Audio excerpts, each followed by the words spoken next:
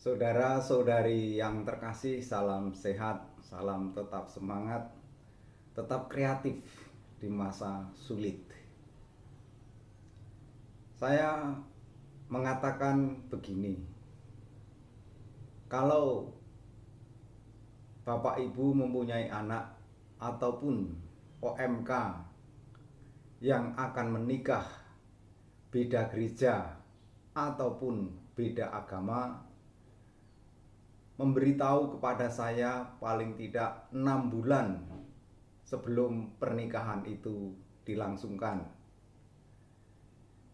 Karena pernikahan beda agama ataupun beda gereja itu sesungguhnya dilarang oleh gereja Katolik.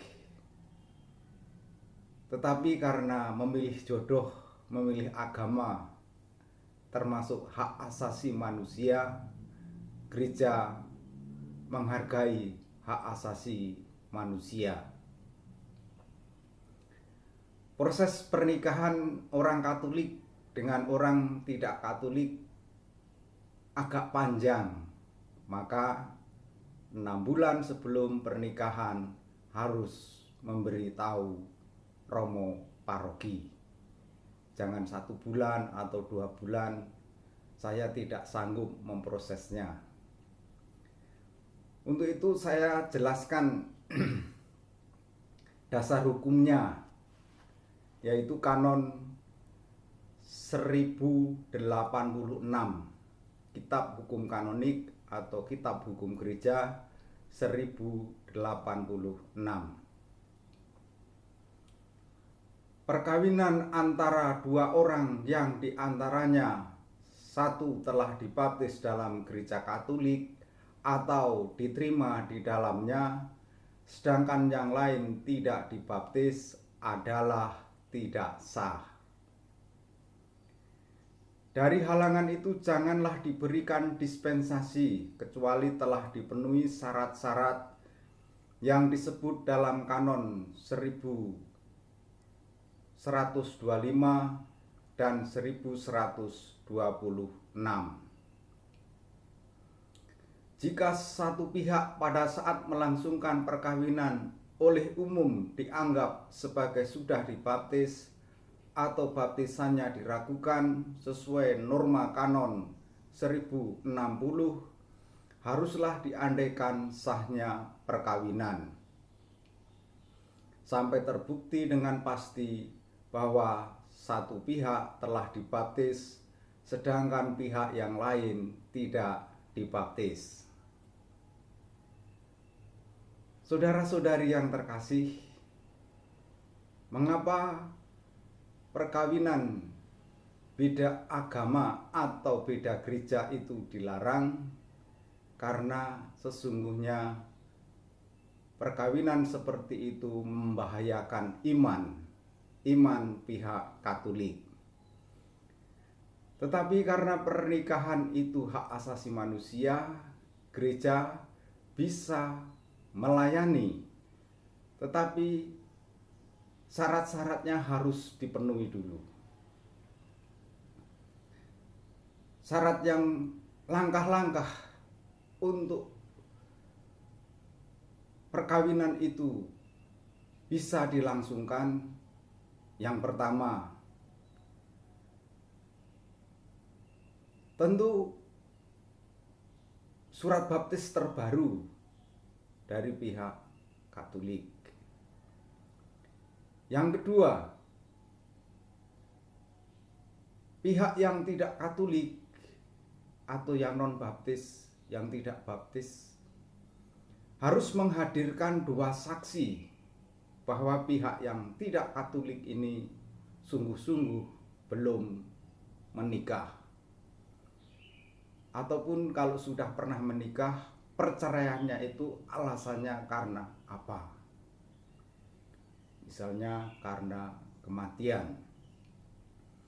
2 saksi ini diperlukan supaya saya yakin sebagai pelayan bahwa pihak yang tidak Katolik tidak ada halangan suatu apapun. Dan kesaksian itu ditulis hitam di atas putih, di atas surat, bukan berdasarkan omongan. Maka yang kami perlukan adalah fotokopi KTP dari pihak Katolik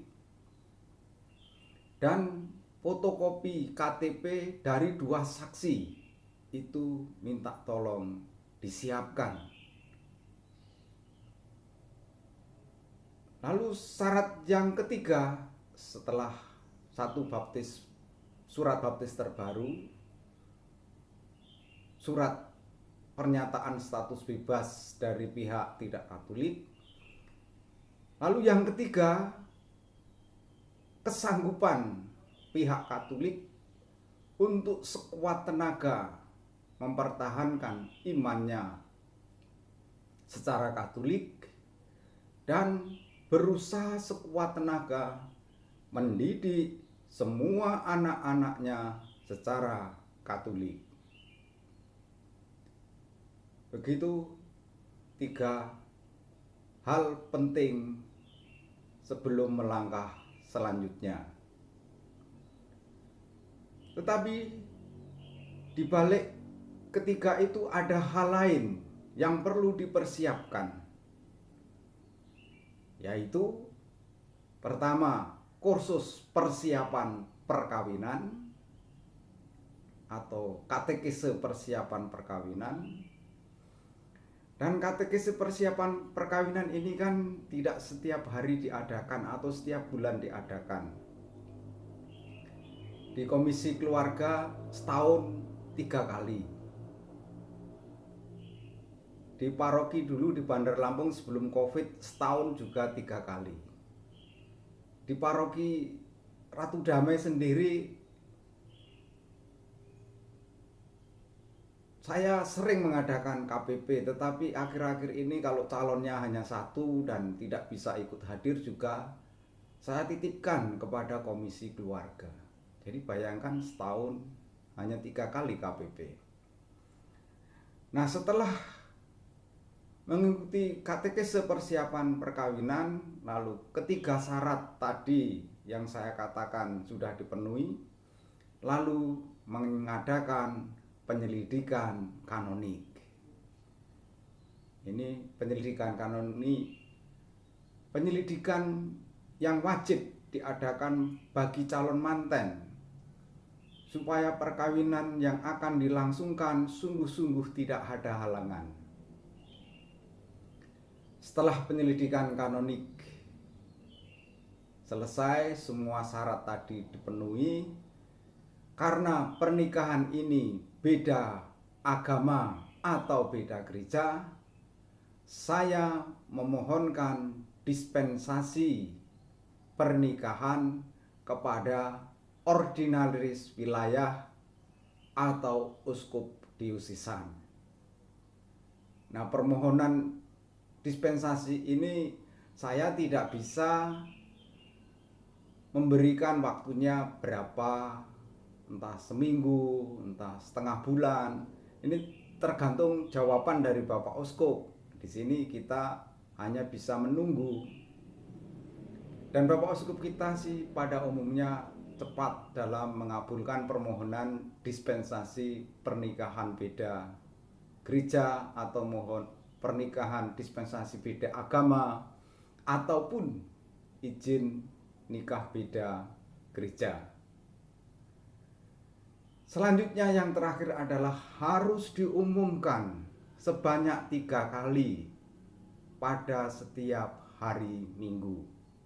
Jadi dari permohonan pengabulan dispensasi ataupun pernikahan izin beda gereja, untuk sampai hari H pernikahan diperlukan 3 minggu untuk diumumkan apakah pernikahan tersebut ada halangan, dan kalau ada halangan silahkan memberitahu pastor paroki.